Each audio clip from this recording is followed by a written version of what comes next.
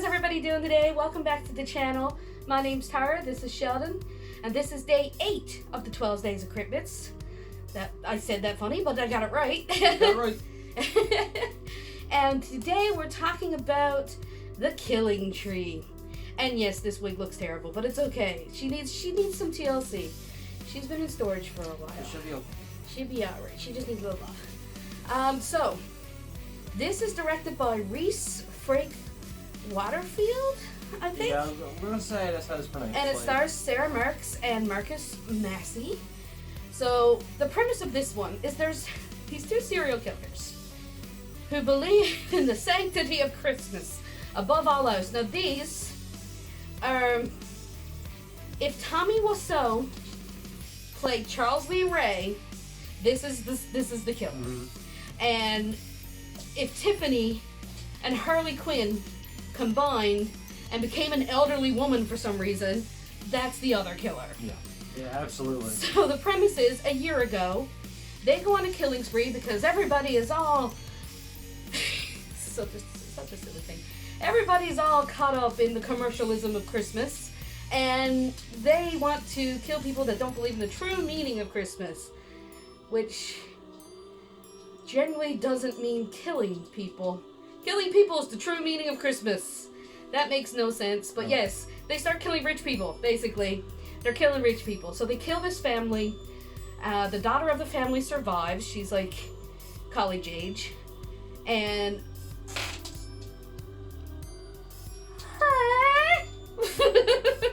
anyway. Filming's going good today. So the daughter survives. I am not. Nope. We're going. The daughter survives. A year later, he's been captured. She hasn't. And he's been put to death. He's been executed. Mm-hmm. So the wife of the serial killer, the other killer, her name is Margaret or something? Morgan. Morgan, yes. And his name is Clay. I got that much. His name is Clay, and her name is Morgan. She does a spell to bring him back, and she might as well be talking to Damballa himself. This is Chucky. This is totally Child's Play with a Christmas tree. Yep. So she brings him back. Somehow her brain didn't wrap around the fact that whatever item she puts in this pentagram, this is what's going to be the vessel for this spirit. My dog says, hey, look at our fridge. Whatever. Sean's like, I'm just gonna hide the fridge. Come back. So she brings his spirit back, and he's in a tree, in which he immediately wakes up and kills her. Because he's a fucking tree. He's pissed off. He doesn't understand why he's a tree. And every time he's trying to touch her, he tried to reach out and he slashed her throat. Like, he went to smack her for putting him in a tree, and he killed her. Yeah. And then he tried to, like, no. And it's like these pine needles, like, ripping at the open wound in her throat. It's like, oh! He looks in the mirror and he's like, what the fuck? So, basically, he's after now the girl that caught him. He's after this girl, Faith. Yes, Faith. That's her name. Mm-hmm. So, Faith is having a party because, we're going to celebrate Christmas a year after your parents got brutally murdered in front of you in the house that they got murdered in. This is a very convoluted plot, but you're not in this for the plot. No. You're in this for the tree. You don't even care about the girls, although it is less annoying than the Nutcracker. The same redhead is in it that played the bitchy girl, and she plays a bitchy girl in this, and she's still not as bad as she was in the Nutcracker Massacre. No, this was way better than Nutcracker Massacre. But the tree steals it. Like, the girls and all that is fun to watch. Like, they're not as annoying. They're fine. But the tree.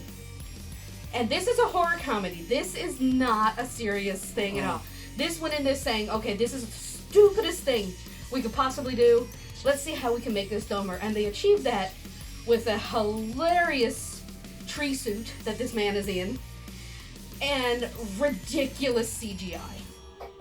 Absolutely ridiculous CGI. One minute you see him just a regular tree. And he's like, when he's a tree, he's like waddles and stuff, because it's clearly a person with like this weird suit and bows and Christmas lights, and he's just waddling around. And then suddenly he's like 12 foot tall, jumping on the rooftops of houses with long, spindly limbs and running around like friggin' Roadrunner with the legs spinning, and it's great. It's actually good. It's like I love this movie. To me, I love this movie. It's bad, but it's great. Like, so many times I looked at that screen last night and was going, he's a tree. He drives. He gets in the car and drives. He plays the piano and sings Silent Night. Yes, he does. He sees another Christmas tree and thinks it's his wife. And you literally look at me and you're like, is he gonna fuck that tree? Yep. Like, I don't think he fucks it, but he gets pretty close to the damn tree before he realizes it's Christmas tree and not his wife. As soon as it falls over, it's like, you're not Morgan. Oh yeah, he's British. A lot of the people in this are Australian. Yes. Some people are American. They have American accents. He sounds like Ozzy Osbourne. I'm not sure if he's British or Australian, but I'm pretty sure he's British. You know what he looks like? If Ozzy Osbourne and Charles E. Ray had a baby. Yep. And the character was played by friggin' Tommy Wiseau, which I know you're not so familiar with Tommy Wiseau as I am. Tommy Wiseau is king of bad movie. He's the main character in that movie, The Room. Oh, okay. And at some point in time, I'm sure you've heard, I did not hit her. I did not. Yeah. Oh, hi, Mark. Yeah, that's The Room. So that's basically this guy.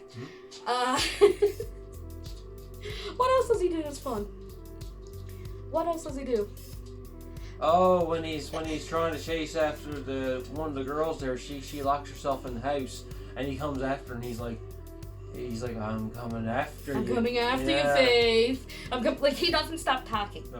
Every moment he's on screen, he's talking, and I don't think he has a script. And every time he talks, I just have to bust out laughing because of the way he's talking. And when they were in the woods and he thought he was Bane, Yeah. he was going to, you were merely brought to the forest, because he's chasing her through the woods. He's a tree. Yep. You were merely brought to the forest. I was born in it. These are my woods. I'm like, yes, now, fucking, where is the Batman here going on? Ooh, my glasses are steaming, but it's very warm under all this hair. So, the only thing that gave this a lower thing, we forgot about the Nutcracker, or not the Nutcracker, the Christmas cracker. Oh, the Christmas, So, like, you know those Christmas crackers that pop when you open them? Yeah. Inexplicably, in the middle of the movie, one of the girls is like, I have a surprise for you later, and you think it's gonna be like something funny or a sexy Santa. She comes down the stairs dressed as a Christmas cracker. She has no justification for this. And then they go play tennis, where she's dressed as a Christmas cracker. The other girl's blindfolded. I don't know, and if the other girl can hit Faith is blindfolded, and the other girl's dressed as a Christmas cracker, and every time she hits a ball, this Christmas cracker lady has some news to tell Faith, and she'll give her a clue. It's padding. This movie is padded as fuck, even though it's only like an hour and 10 minutes long. Yeah. It's not long, it's a quick sit, but there's still a lot of padding. But you don't mind it as much, because when the tree comes back, it's, oh my god. Oh my god, I keep picturing with, Morgan? Is that you? And it's a fucking Christmas tree. It kills me every time. And Faith's mother comes back in tree form. Faith's, yes. So we're going to talk about the ending now, because this is a 2022 movie, so I don't want to spoil it too much. And I'm not going to get to the part of the ending that I didn't like, but I am going to get into the part of the ending that I do like. So we finally track down Faith. He catches her. He ties her to a tree with one strand. One. Dad, grab me a strand of garland. Should be some in there. Should be a little white piece of garland in there. No? Yeah, okay. So, we have garland. She's tied up, right? So, one strand of garland is tying her to a tree, you know. One strand of garland. So I don't know how the fuck she's tying to that tree. But anyway, I digress. She's tied to the tree. Looks like it's the end for her. The tree insinuates that he is about to assault this girl. Because he's like, how will I kill you? Will I do this? Or will I have some fun first? Does he have a penis? Right? Like... He has these weird, like, tentacly limbs that come out, so I guess fair. But anyway, we hear a majestic feminine voice, and we see a lovely white light, and we see there's a white tree that is talking.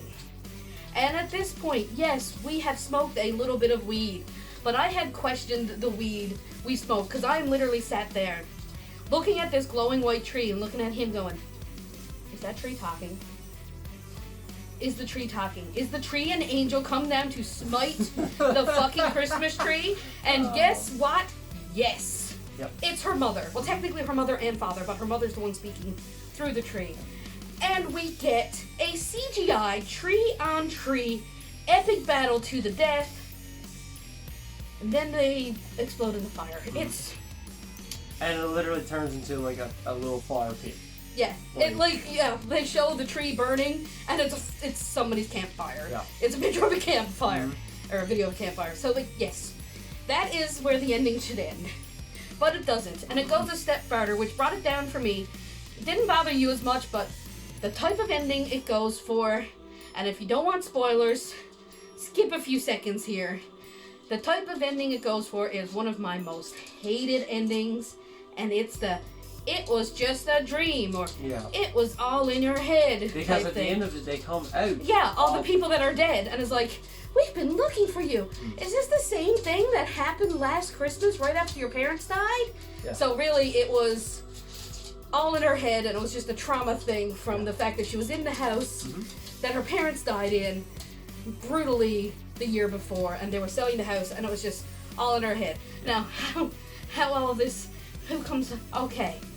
But if it had ended after the tree battle and just like cut her like watching the trees burn or whatever, that would have been fun. The fact where she drank this. I took off points for that ending because I don't like this. So just I'll flap my hands and say it's safe to come back now if you didn't want that spoiler. Yeah. So your favorite death? Is when Missy's hanging with the Christmas lights. Yes, that is a good one. It's not a glory one. I was going to choose the other one where Missy's in the car. She was getting strangled with the lights. But the hanging was more violent. Was Yep, we do get a girl hung with Christmas lights. Most of the deaths in this are of his tentacles just ripping people apart. Yeah. And it's not done close up because I guess they didn't have the budget for that. No. But I excuse that. One of the deaths that I chose though. Remember the girl dressed as a Christmas cracker? We find out why she's dressed as a Christmas cracker, and it's just plot related. It has nothing to do with anything else, only for the fact of the visual of this giant Christmas tree coming up and picking her up and cracking the Christmas cracker. The director probably looked at her and said, "Can you fit this? Can you fit in this? Because we want to..." The only way that would have been more effective, though, it would have been so much more effective if the kill before wasn't him doing the exact same thing and just some random dude. Yeah, if he'd done different kills, it would have been a lot better. Because he ripped one dude apart, and then he found the Christmas cracker girl and ripped her apart. They should have switched those scenes. Yes. Because they should have ripped apart the Christmas cracker first, because it would have been funnier. It would have been. You're already expecting it when you're out after seeing him rip somebody apart. You're expecting it's like, oh shit, you know what's going to happen to her? She's a Christmas cracker. But the fact that she's a Christmas cracker and he pulls her apart, I love it. You like this movie a lot better than I did. Yes. I took off points for the ending. So what did you give it? I gave it an 8. And I gave it a 6.5. I was going to give it a 7.5, but I took the point off for that freaking ending that made me so mad. Don't get me wrong, like, I agree with you 100% with the ending. Yeah. But it didn't really bother It don't me. bother. It's not one of your things that bothers it's you. not. It's a nitpick of mine. I hate it was all a dream endings. It drives me nuts. I just thought it was just hilarious. Oh, it's funny. Like, This is a horror comedy. This is... Don't go into this thinking it's serious. I think most of what we're doing from now on out might be horror you're comedies. having a bad day. Yeah. Put this on. Yeah. Put this on even in the background and just listen to the freaking tree just linorama the whole thing. He just doesn't stop talking. It's a lot like me in that way. The tree does not stop talking. But we should go now because this is like 15 minutes long almost and I've rambled about a killing tree. So really the overall rating is 7.25 out of 10. And we will see you tomorrow for day 9, which is Christmas Blood. Yes. which is a completely different. We already filmed that one like a week ago, so the background's a little different. Sorry. But we'll see you tomorrow. Bye.